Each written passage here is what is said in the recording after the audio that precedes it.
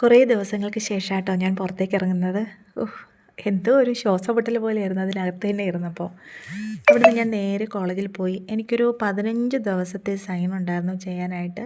അവിടെ ചെന്ന് സാറിനോട് ചോദിച്ചു, സാറേ ഇതിൻ്റെ എല്ലാ സൈനും നിരത്തിയിടട്ടേന്ന്.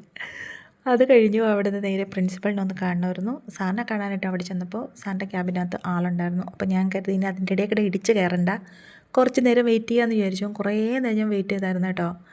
കുറേ ഇത് കണ്ടോ, ഞങ്ങളുടെ കോളേജിൽ വെച്ചിരിക്കുന്ന ഒരു ഗണപതിയുടെ വിഗ്രഹമാണേ. അപ്പോൾ സാറിനെ കണ്ടു. എന്നിട്ട് അവിടുന്ന് നേരെ ഞാൻ ക്യാൻറ്റീനിൽ പോയി. അവിടെ ചെന്നപ്പോൾ എല്ലാവരുമൊക്കെ ചോദിക്കുമായിരുന്നു, കാലെങ്ങനെയുണ്ട്, പ്ലാസ്റ്റർ എടുത്തോ, സുഖമായോ, നടക്കാൻ പറ്റുമോ എന്നൊക്കെ ചോദിക്കുമായിരുന്നു.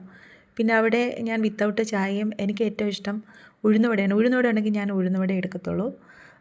വേറെ പഴംപൊരിയും അതൊക്കെ ഉണ്ടായിരുന്നു, ഞാനതൊന്നും എടുത്തില്ല.